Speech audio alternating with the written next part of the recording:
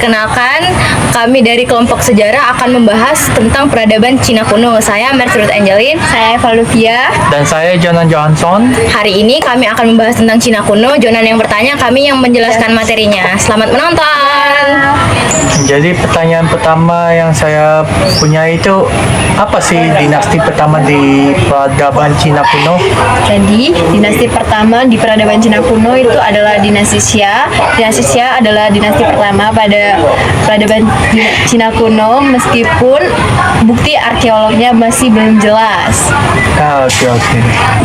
Oke, saya ada pertanyaan lagi. Siapa sih tokoh terkenal yang ada di dinasti pertama itu?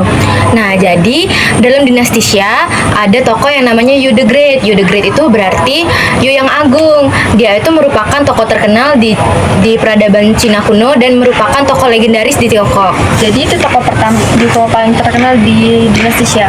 Ya, betul. Jadi dia termasuk tokoh terkenal di dinasti pertama. Oke, pertanyaan saya berikutnya, apa sih kontribusi paling penting dinasti Han terhadap peradaban Tiongkok? Jadi, dinasti Han itu memperluas jalur sutra serta memperkembangkan birokrasi dan memperkenalkan ujian negara. Oke, terima kasih. Yang selanjutnya, kan di Cina itu ada sebuah tembok besar yang disebut sebagai tembok besar Cina. Ya. Nah, itu dibangunnya tuh dengan tujuan apa sih? Nah, menarik nih ya. Jadi di Cina itu ada yang namanya tembok besar Cina. Jadi tujuan awalnya dibangun itu untuk melindungi wilayah Tiongkok dari serangan bangsa nomaden bagian utara. Nah, fun fact-nya, tembok besar Cina ini termasuk ke dalam salah satu keajaiban dunia. Jadi gitu, Jonan. Oh, oke. Selanjutnya, apa saja itu sistem kepercayaan utama yang ada di Cina kuno? Jadi di sistem kepercayaan Cina kuno itu mereka mempercayai jadi mereka tuh memiliki kepercayaan yaitu Buddhisme, Konfusianisme, sama Taoisme. Ya, jadi tiga hal itu adalah kepercayaan yang dianut oleh peradaban Cina kuno. Selanjutnya, kan Cina kuno ini pasti memiliki tulisannya sendiri. Ya. Nah, nama dari tulisan itu apa ya? Nah, jadi Cina kuno itu menggunakan aksara Han atau Hanzi. Nah, Hanzi ini masih digunakan sampai sekarang. Jadi mereka menggunakan aksara namanya itu Hanzi. Ya, masih digunakan sampai sekarang. Ya. Oke, pertanyaan selanjutnya yang saya miliki, apa sih sumbangan besar Cina kuno dalam bidang teknologi?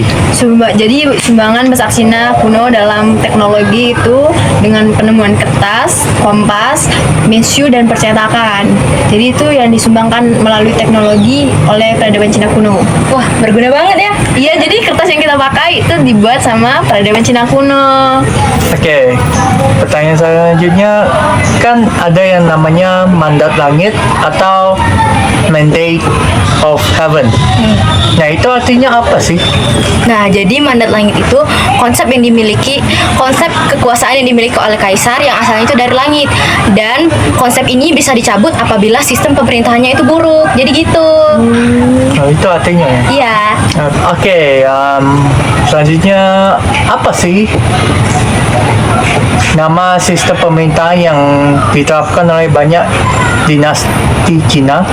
Jadi dinasti Cina itu banyak menerapkan sistem pemerintahan kekaisaran yang berbasis birokrasi dan yang berstruktur dengan hierarki.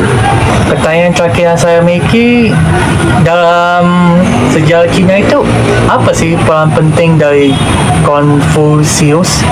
Nah, jadi peran pentingnya itu adalah sebagai filsuf yang memengaruhi tatanan sosial, moralitas, dan juga etika yang dimiliki oleh budaya Tiongkok selama ribuan tahun. Jadi gitu, Jonan. Jadi itu perannya ya? Iya, Ya. itu perannya. Jadi dia tuh sangat berperan penting untuk kebudayaan Tiongkok gitu.